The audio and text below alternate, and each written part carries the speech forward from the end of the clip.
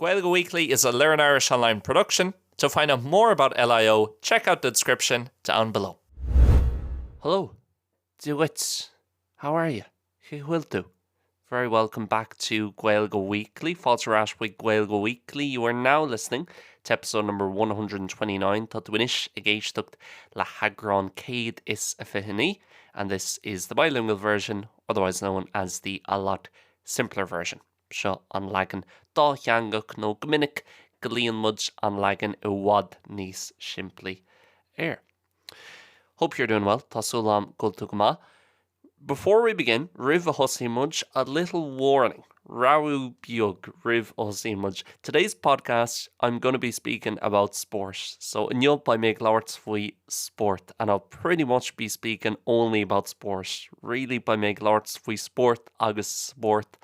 I'll be talking about a few different things, but make large free couple of ruds for. Don't worry, I won't be doing analysis of games or where sports lie at the moment in different matches. Ní bhaid méid déanú analíse chluichí de friúla nó ag labhairt faoi conas atá an oireann seo ag déanú how this team is doing or anything like that. More broader cultural, historical, sporting stuff. So rudí a bhaineann le sport agus rudí a bhaineann le cultúr agus an star chomh. Basically, today, I want to go through the 5 sporting events I'd like to see live in my life.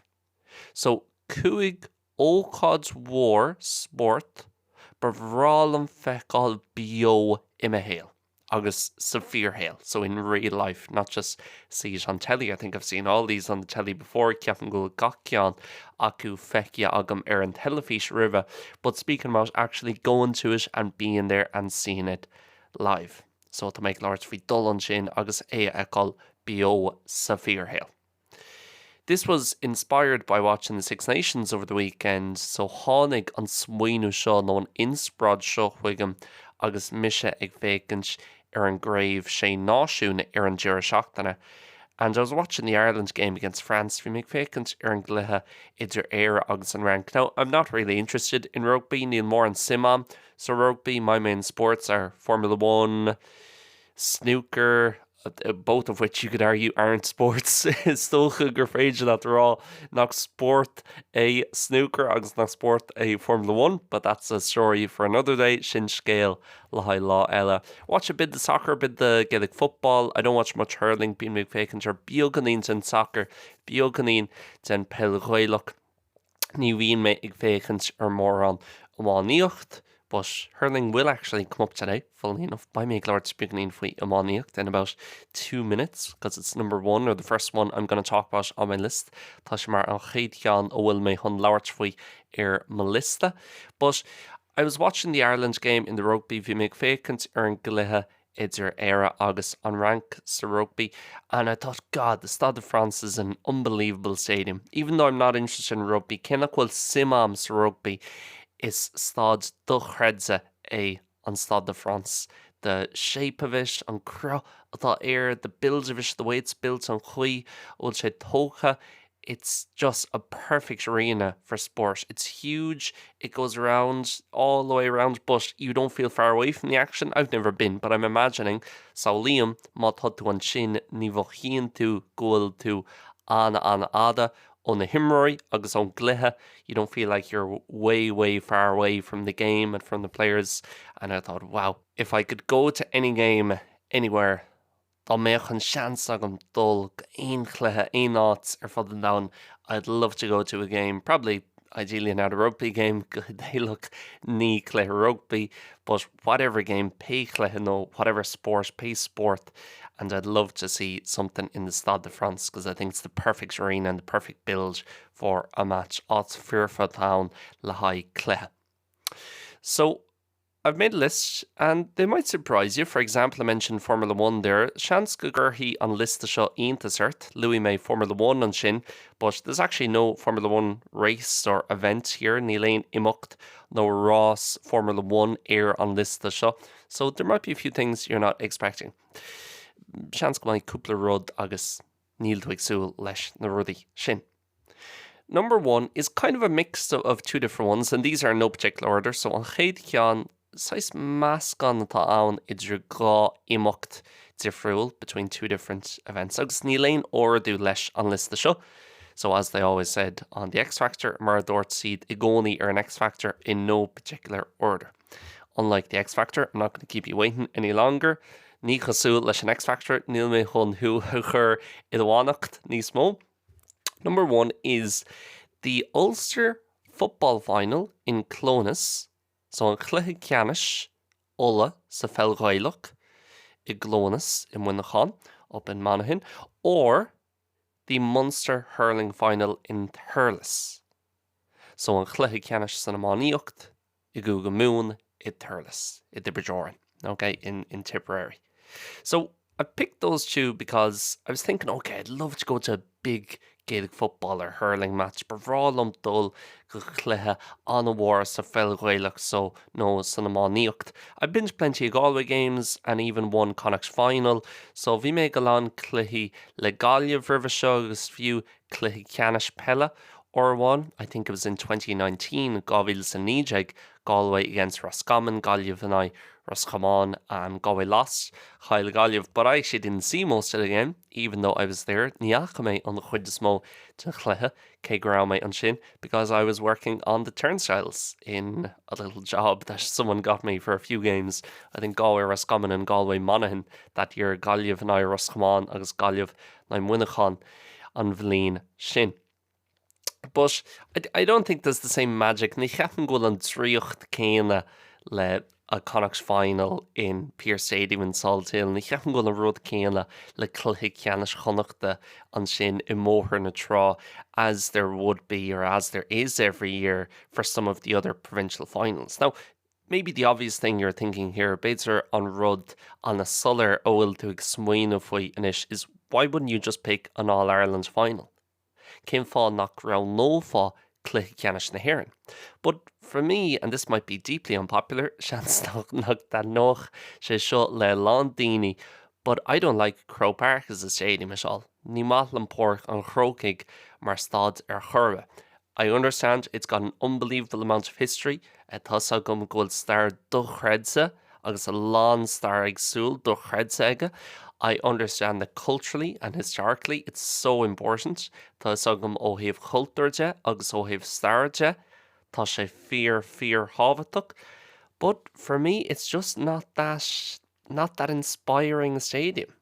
Domsa ní thugann sa sin mór an inspirational spragu domsa. I don't even kind of have a thing of, wow, it would be unbelievable to play there one day. Bheadh sé do chreidse Emirates an sin Law 1. Maybe it's because I've never seen Galway really win much up there. Beidir tá sé sin mar gheall nach bhfuil mór an cluiche feice agam agus Gaeilge ag buchant hús an sin. I don't know. I was there for a few games. I was there for the Galway Dublin semi-final in 2018. Bhí mé an sin ag an gcluiche leaceannis i Gailge's thugteag idir Gaeilge agus Blog Clia, and for a league game, I think Dublin against Cork years and years ago, Blaine Dhaoine 2014, I think Gailge's Cardiag, Blog Clia and I Kirkig, maybe one or two others. But for me, it just seems a bit, this is crazy to say, that it says crackle to the raw, but I know other people are thinking it. It doesn't quite have the character as other places. Níl an character céan ag mar áit an eile. And that's just for me. And maybe, and I mentioned this on the other shows, maybe it's just because Dublin isn't really one of my favourite cities in Ireland. Níl Blachlia mar cheant in the Catharca is Farlam in Éireann. I prefer a day out in Cork or in my own city of Galway or Limerick or Belfast or wherever. Dumsa tanín sé níos mó lá a chathú I Méal Feirste, I Limnach, I Náillimh, I Gurcaig, whatever. But for me, Dublin doesn't have the same thing, and I've never really found my kind of rhythm out of the times I've been in Dublin. Níl more on rhythm of aimsí agam agus mise Lá Clia roimhe seo. And I do think a lot of people, especially people who aren't from Dublin, Corriadini, nach as Lá Clia iad will understand what I mean by that, and that just sometimes it's, I know, going up there, it seems like you're going to somewhere else and you don't feel maybe as at home as you would going to another city in Ireland, another regional city. So in other words, any other city in the country, Ócail eile, ein chathair eile sa tír, such as Limerick or Cork or whatever. And in terms of stadiums, I much prefer something, I suppose, more traditional and old school. Is maithlam stáds tá níos tradiisiúnta agus níos seanáimsrithe.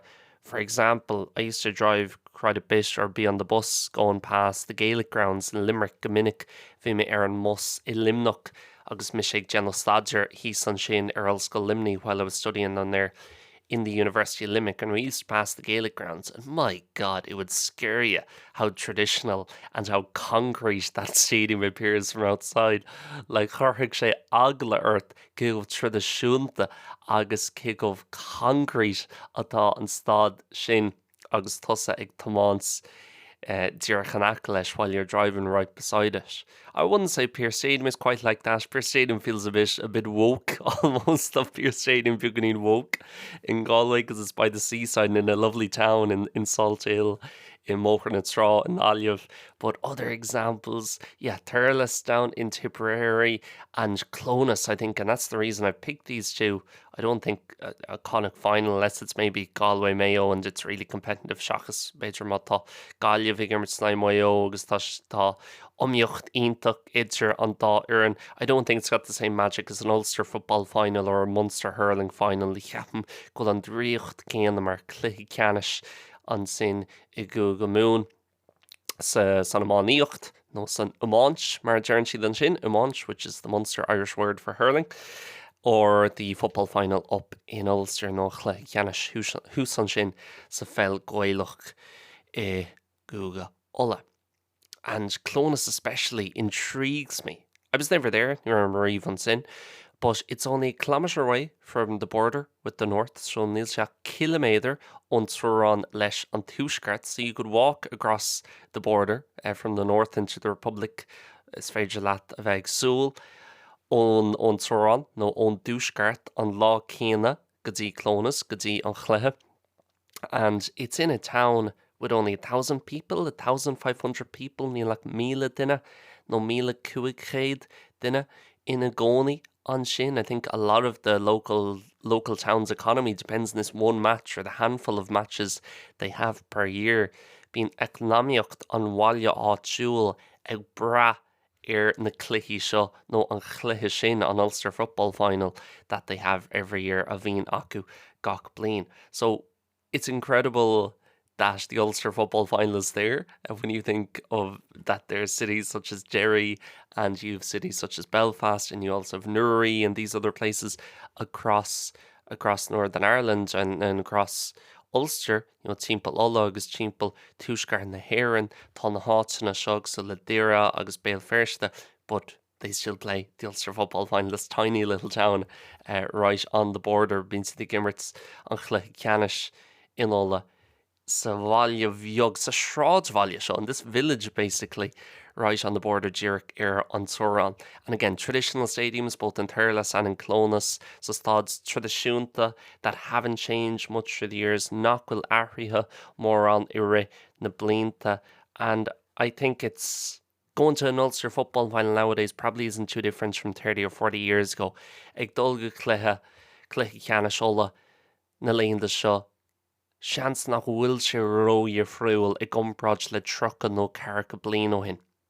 Well, I think going to Croke Park for an All-Ireland semi or quarter, it's not the same. It's probably changed a lot. I don't know, because I've not been in Ilsam or anywhere on my own 30, 40 years ago, trocha nó carcha bliain ó hin, but it just feels a bit different and a bit too polished for the GAA. Buganí rogáin agus ro polished don chuman Lucas Gael, and that's okay. You know, that's normal. And again, the expansion of Croke Park and making it almost like a professional arena, Marial Gwil, Pork and Croking, Nice Mogs, Gulchin, Nice Garan Mula, and that's meant more money for the GA, and they've been able to improve the game and give grants to clubs around the world, such as here in Seville, Tushnan, Aragad, agus Moinu, agus Jontish, O'Horch, the Clubana, agus Chomani, Timple and Down, such as here in Seville, Marhampla, and Shaw is Seville.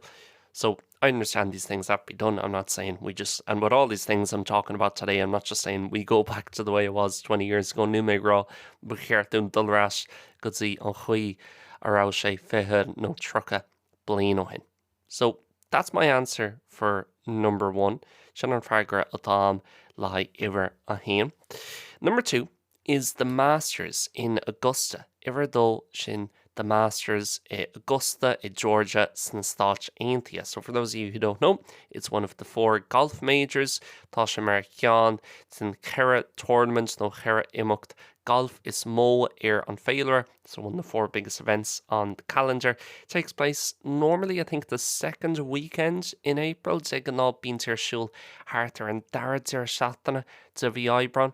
And maybe before I even mention Augusta itself and why I'd love to go and see it live, talking about April and the time of year it's on and Tom a bhíonn tíar siúl, it's probably quite important to this actually. Tá sé soch tábhachtach le seo. One thing I realised while recording one of the other versions of this podcast, rud é gan bháin a thug mé faoi deara agus mise ag déanú tafadú an Dhaoine eile an fudcréile, is that all the events I've picked out today take place in between the middle of March and the end of May. Bíonn tíar siúl I lór mí mórta agus dearra mí bealtainna, which is quite a short time frame. I mean, it's only 10 weeks out of the full year, and it's out 10 seachtain an bhliain fad. But I think it's interesting when you have an event that happens the same time every year. Ceapan gúil sé simúl nuair atá imeacht nó cuireann agat nó craobh agat agus bíonn sé ar siúl an uair céanna nó an táim céanna gach bliain. It really makes a difference. Tá difriocht mhór le sin, and I think it's very easy to associate different sports with different times of the year. Ceapan gúil sé an éasca chun buint a chruthú I the inshin to create a kind of association in your head in between the events, idir an timocht agus an táim den bhliain. And for me, the Masters in April, it's always the week or two after the clocks change. You only been to siúl an chéad seachtain nó an chéad caicíis tar éis a ráite na clig. And it's like we're completely gone from winter now. I always think the Six Nations, which have just started as I record, an chraibh sé náisiún agus tá siad san díreach tar éis tosú agus mis ag tafadú. That's like you're through the worst of winter. Still pretty bad in terms of it gets dark early, fós tá sé dorcha go luath, and it's raining a lot, tá sé cur báistí an táimar fad and all that agus mar sinne. But bit by bit you're through the worst of it, and you can see the horizon or the light of summer and spring. Maybe not summer, but the light of spring, solace an airg ag dridgem lat coming towards you. And I always think the Masters are around then, especially just after the clocks change. Díreach tar éis a ráite in the clig. That's the time where you're like, oh, it's spring now and winter's gone for another year. An tarcha downish agus tá an ghíomhar imithe. And there's a few special things I think a lot of people in Ireland will be able to associate with staying up late to watch the Masters. Ag fánach sús, go déanach chun féachans the Masters, especially on the Sunday, because of the time difference, marial an tíofraíocht dáma, it doesn't finish until maybe 1 a.m. on Sunday night. Monday morning, ní bhíonn sé críochnú go dtí hartar a héana chlog ar madsan, ihe de Dhaoine, nó madsan de luan. And I think that's something quite special as well. They're those small little details na sunray beaga sin. In terms of actually going to it and seeing it live, mBéarla bheith dul an sin agus bheith féchans ar bio. One of the big things is there's a ban on mobile phones there. Tá cusk ar phone poke. So you can't take out your phone, you can't take pictures. I think you have to leave it somewhere beforehand, caiith the way ágal, all taken rivray. And I think that's amazing as well. It looks so cool to not see anyone on their phones, because when in society nowadays can you do that? You caitheann a bhíonn tú an é sinna dhéanamh sa sucky an lá dá nniuthán. Never really. Ní riomh, no ní go, because everybody always has a reason to be on their phone, or at least some people in a group will be on their phone. They're relied by cúpla duine ar an phone as grúpa mór. So I think that's brilliant, but more than anything aesthetically, and the images you always have of Augusta in your mind, na híbhána atá to Augusta in the inshin. It's so green, the colours, the way the course hasn't changed. Tá sé có glas sin na dahanna an chuin nachhfuil an course area. I'm fairly sure the course and the layout is the exact same as 40 or 50 years ago. Tá mé sách cínse gfuil an course agus an layout díreach mar a bhí sé carcha nó 5 bliain. And that's something special as well, and that tradition going with it, and tradiisiún sin ag dul leis. So when you're going around to the different holes and you're seeing different players, nuair atá tú ag dul timpeall go dtí na páilne difriúla agus tá tú ag féchant himróirí difriúla, you're not just watching them play. In a way, you're watching Tiger Woods in 2000 play. In a way, you're watching Seve Ballesteros in 1990 play. Or you're watching Jack Nicklaus in 1980 play. Because the images you've seen on television of them playing na hívána tá feice ad an telefís de sheets and the gimmerts, it hasn't changed at all. It's a herb. You're looking at the same design, at the same flag position, the same colours na dhaoine céanna, on brats an áit céanna an green. Everything is pretty much identical. Tá bíonn nach gachrad díreach mar an ggéanna. So I think that's something special as well, and maybe a common theme in my list of 5 today. Picture téma codsaíonnta as gachrad atá churtha am sa lista inniu. Before I move on and talk about number 3, I do just want to say 1 or 2 things in relation to Learn Irish Online. If you enjoy Gaeilge Weekly, if you're enjoying this podcast and you want more people across the world to be able to get access to these podcasts and for these podcasts to be even better quality and for us to be able to help more people learn Irish in a fun, easy to follow, stress-free way, then supporting us on Patreon is the best way to help us do that. As a Learn Irish Online member, not only are you contributing to the growth and promotion of Irish around the world, but as well as that, you get a huge amount of archive content and new episodes of exclusive member shows every week.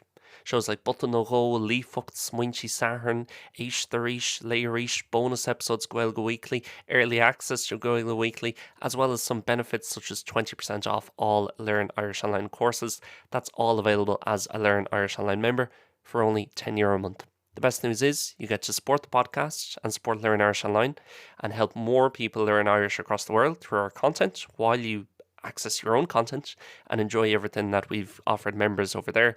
But as well as that, you have a 7-day free trial if you want to check it out. And if you don't want to continue with us, that's absolutely fine. We really appreciate you listening every week as it is. Patreon.com/Learn Irish Online for the membership, or if you're on your phone, just head to the Patreon app and search us Learn Irish Online. So, on to number 3, Arash an Chuig Iver a 3, and it's a bit of a random one. Soch random, because I don't have any interest in horse racing in general. Ní léon simam sa Rossi agus na Capel na Winrod mar sin.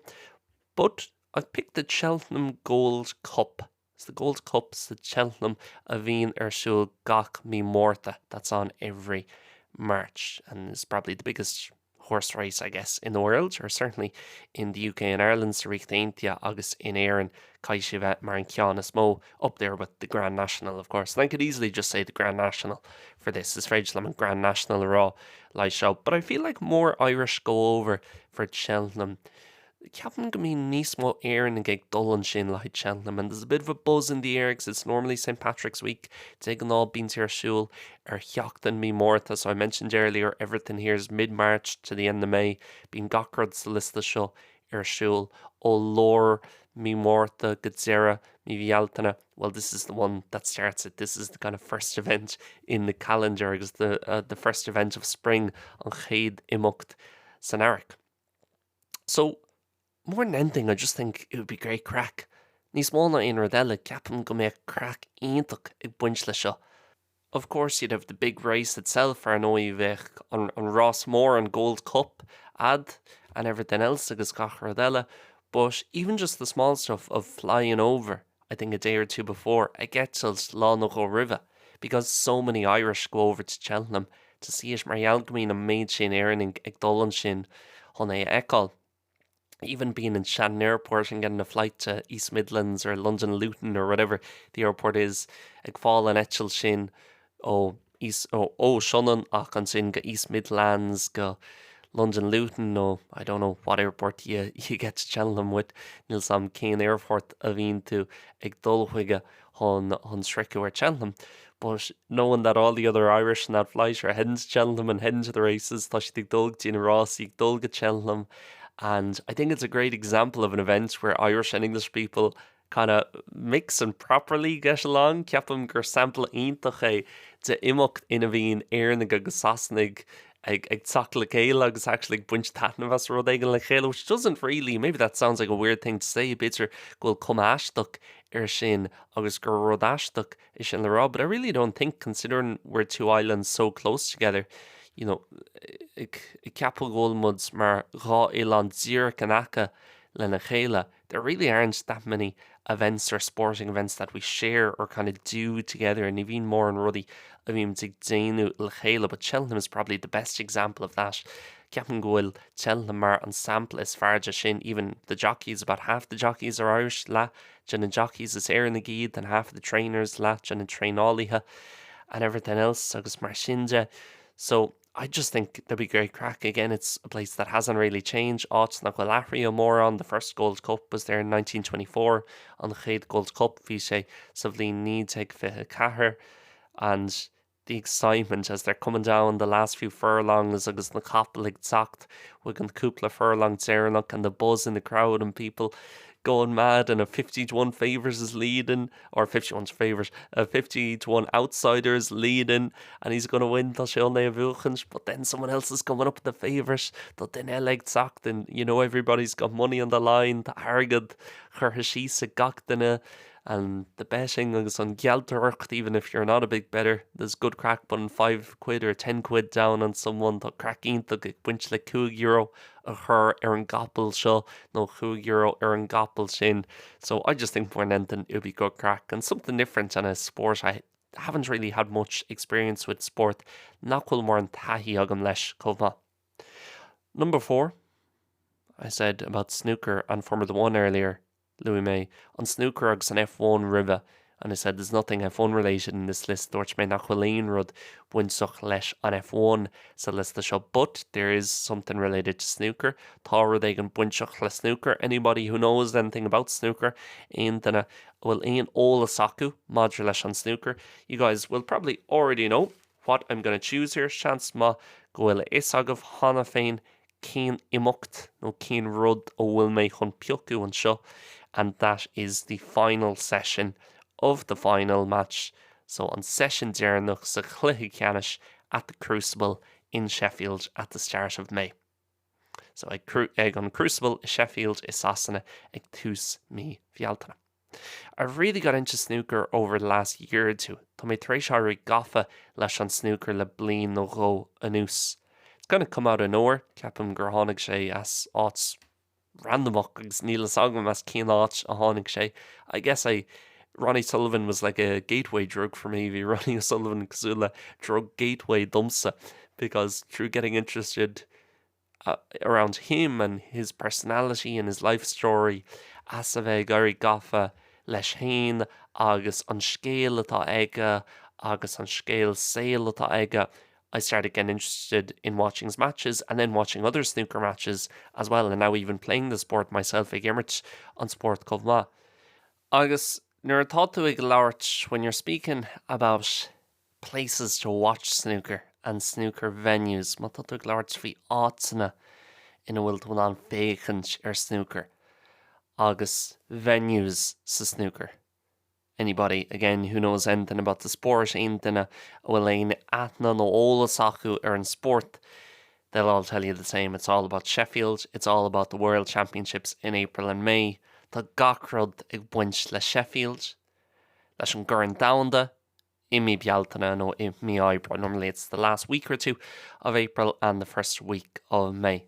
An Seachtain Déardaoin nó an Chaicís Déardaoin i Eipeasóid agus an sin an chéad seachtain i mBéarla. And the Crucible has so much history with it, and it's a peculiar venue. It's áit ar le agus áit beagnaín aisteach í. Why? Well, firstly, it's tiny. Tá sé an bheag. It's just a theatre in Sheffield. It's not a big sporting arena. It's just our clon beagy is Sheffield, and I think its capacity is only 900 people. Ceamán capacity atá ag an ilseach ní gcéad duine. So it's quite tough to get tickets for it. Tá sé soch deachar an ticéads a all though, and it's been there for about 40 or 50 years at this point. Tá sin the carcan nó chuige bliain ag an bhainte seo, so it hasn't changed at all. Ninse ahrithe ar churbe. Some Irish people might remember Ken Doherty winning it in 1997. Seanska Gcomhpháirtíocht éarnig nó neart éarnig ar Ken Doherty ag buchant on World Championships in 1997. Or even before that, Dennis Taylor in 1985, Dennis Taylor in 1992 in the black ball finals, Cleathicanish black ball against Steve Davis in 1982, Alex Higgins, Alex Higgins. And if you looked at the arena, if you were there that night, mas rud é grabh tú an sin aníthe sin, no, mas rud é grabh tú féchans ar an televis ar an crucible, it hasn't changed really at all. Ninse ahrithe ar churbe. It's very small, and they have to have, for the first week or two of the tournament, don chéad seachta nó go gin tournament, they have to have 2 tables going at the same time. Cai siad gcomhpháird snooker a chur ar siúl ag an am céine. Because the games are so long and there's so many games to get through, tá na cluichí chomh fada sin agus tá méid sin cluichí le himirt, they have to have the 2 tables there. Cai siad an dá bhard a bheith acu an sin agus na himirí ag imirt ag an am céile. They have to have the 2 of them playing at the same time. So as a result of that, to worse in, it's very tight and it's very small. Even with one table, it's small enough. You let borrow the one, that's just off yug. But even sometimes you'd almost think, God, he's not going to be able to get the cue fully back. I'm doing a bit of cue action with my hands now, which you can't see. But he'll struggle even to properly hit this right now. It's made perfectly so that regardless of the shot you have to play, tá sé déanta go fearfa.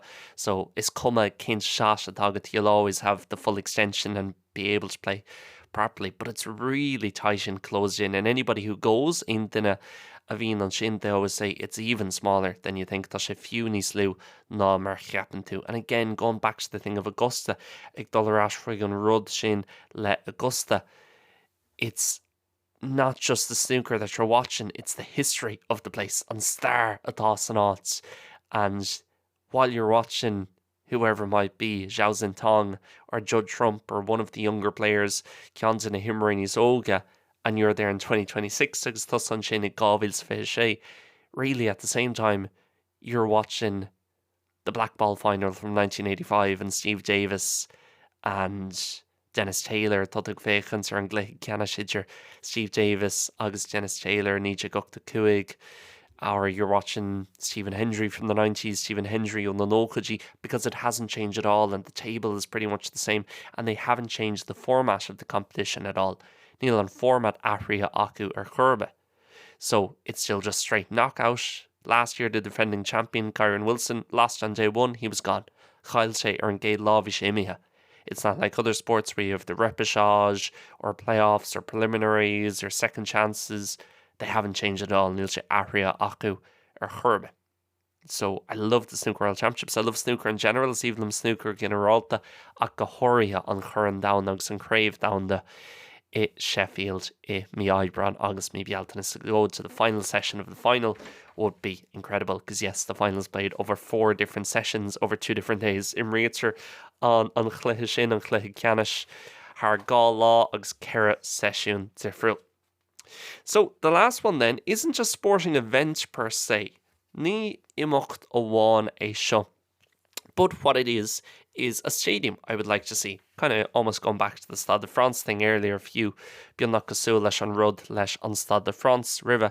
It's to go to a game in Hampden Park. So chun dul go cluiche in Hampden Park, and I made the terrible mistake in the fluent version of the podcast this week. Rinne mé an botún dul chreidse sa fudcréile líofa nó an Gnáthleagan sin fudcréile an tachtan seo. Then I said Hampden Park was in Edinburgh. Dúirt mé gur raibh Hampden Park I Nuneagen. It's not. It's in Glasgow. Níl sé. Tá sé Glasgow. So for anybody who doesn't know, it's the national football or soccer stadium in Scotland. Tá sé mar an stad náisiúnta sa soccer in Alban. And it's where Scotland play their home games. Sin an áit a bhín Alban ag gimmert a good cluichí sa bhaile. In the soccer and the rugby, they play somewhere else. They play in Murrayfield. So rugby, bíonn the gimmert in Altella, bíonn the gimmert in Murrayfield. But in the soccer, they play there. And I think the main other events that take place there in the Príomh Imeachtaíocht a bhíonn ar siúl an sin would be the Scottish Cup final. Okay, so Curran Albanach an chluiche ceannais, normally in between Celtic and Rangers, because they're normally the two teams who reach the final, check an idir Celtic agus Rangers, mar bíonn siad san mar an dá éireann a chreiceann an chluiche ceannais. Now, I don't think I'd like to go to a Scottish Cup final if it was between those sides. I don't think I'd like to go to an Old Firm match, which is the word for a Celtic Rangers match. Ní cheapam gur bhátlam dul go cluiche idir Celtic agus Rangers an sin ag Hampden Park nó cluiche ceannais halbanach an sin at Hampden Park, because for me, I don't like that rivalry. I know a lot of Irish people are really interested in Celtic. There's some Gwylalan, Eranig, an Tócala Celtic, and that's fine. Tá sé sin ceart galore, but I think the rivalry is, I think it's really sad. More than anything, ceapan an omíocht idir an dá éireann tá sean brónach níos bána in Redella. Obviously, some parts of it are great, but I think the sectarianism connected to it and the hatred on fuahis, it's just not on in this day and age, and I think it's really sad how seriously that's taken by a lot of people. Tá sean brónach kick of dá éir agus atá sé le haigh daoine. So I wouldn't like to go to a match where there's sectarian chants or where there's proper hatred in the air, with fuahis in air. I don't think that's fair, and I don't think it's good from either side. Ní ceapan bhfuil sa go maith ó aon taobh. So for me, I'd much prefer to go to a Scotland match. Bhrálam dul with cluiche Alban agus Alban ag imird an sin. For example, Scotland played Denmark in a big World Cup qualifier a few months ago. Bhí Alban ag imird in ein Danmarga ag cluiche an bhór cúpla mío hin. And that would have been really cool to go to bheith chugainn mar sin an a cool on feicáil, and the Scots playing at home, the Flower of Scotland, the anthem before the game, an Tárán náisiúnta rih an chluiche. Stuff like that I think would be really, really cool. Rudí cosúla sin bheith sé an a cool fad. And yeah, to see the national team play in Scotland and Ireland, of course, we have so many connections. Éire agus Alban ar nóid tá méid sin ceangailtí agus buintí agin lena chéile. So something like that would be really, really cool. Rud ag mar sin bheith sé an cool fad. And it's a real old school stadium. Stád an a seanaimsere atá ann. It looks to me a lot like the old Wembley. Tá cuma cosúil leis an sean Wembley. I've never been to either of those. I wasn't born, well, I was born in the same year they knocked down the old Wembley. Rugus of Lean Kane and my hain a scrist sheet on sean Wembley. And I've never been to Glasgow. Anywhere Marie of Glasgow, so I've never seen Hampden Park or any of the stadiums up there. No Ainstad Hús an sin. But to me, from images I've seen and from the games I've seen on TV, as na hívána atá feice agam agus na cluichí atá feice agam hús an sin, it really seems like the old Wembley in a lot of ways, which is an iconic stadium. Áitséigean atá icónach agus áitséigean atá mar, fear stad, a proper kind of old school stadium. So I'd love to go there, but maybe mentioning that kind of old school traditional thing. Ag lua an rud sin ghfuil áitséigean tradiisiúnta ghfuil sé seanaimsere. Maybe it's a good place to finish it and to mention one thing before I wrap it up. Beidir is áit iasí hon críoch a chur leis seo agus hon deire a chur leis an bud chreiles. Obviously, the common theme today in between these different events or places an rud éigean atá ag na háitena seo I lig is that they're old school, they're traditional, and as I mentioned several times throughout this podcast, mar Louis May, cúplór I ri an fud chreile seo, they haven't really changed over the years. Níl siad athraithe le blianta. Going to the Crucible now would be very similar to going 30 years ago. Same thing for places like Hampden Park and Augusta National and all that agus mar sinnte. But I want to say one thing, that I actually think nostalgia, even though this has been a bit of a nostalgic episode, the Caker episode, agus agran soch nostalgic isho, I think nostalgia is really, really dangerous. Ceapan bhfuil sé an don séireach. I think a lot of the biggest problems we have in the world now come from nostalgia. Ceapan láinte na fáibanna is mó atá agin dhaoine, tágann siad ó nostalgia. So when I'm talking about these things and, for example, Thurles or Clonas being cooler in Croke Park, I don't think Croke Park should go back to the way it was. Ní cheapam go geartún dullarás chuig an sean porch an Croke. I think it's a good thing we've the new Croke Park and it's developed and all that, agus gúil sin nua agus gacrad mar sin. But I just think it's a bit of fun to look back and think of places that haven't changed too much and very historical places áitina an a starrúil agus áitina nachhfuil ahraí an Mhóra, but in reality, I think in general society, in a wider society, sa suchaí generalta, stuff like nostalgia and stuff looking back, such as 20, 30, 40 years ago and saying things were better then, gra rudí níos fearr an sin, it can be very dangerous and can lead to a huge amount of problems. Tá sé an don tíreach agus is féidir lán fáibeanna teacht sin. Agus being a lán fáibeanna ag teacht sin, a lot of problems do come out of that. So I hope that's clear when I'm talking about these things and talking about old school places or traditional places. I'm certainly not saying we should go back to the way we were living 40 or 50 years ago, and especially the way we treated a lot of people in society 30 or 40 years ago, and chuig around chuig a lán daoine in our sucky carcha nó chuige bliana. So we'll wrap up the podcast for today. Thomas on Creek, her lesh and budcrail and yo. Thank you very much for listening. Míle buchas as a Gaeilge. Really enjoyed recording the show this week when my sore tatnav as on show hafid on Sacht show. And if you made it to the end through all that sports stuff and you're not too interested in sport, most ruddy gur frick tú ag Déardaoin fudcrailha agus níl mór an simad sa sport, well done. Fair play to you, fair play with. We'll be back next week with more. If you want to get in contact with the podcast, má tutu gairí I dagwal leis an budcrailha. The email address is liam.learnirishonline@gmail.com. That's liam.learnirishonline@gmail.com. Chat to you next week. Le ró mé leat an Sacht an Shogun. Goodbye and God bless. Slán agus Bannacht.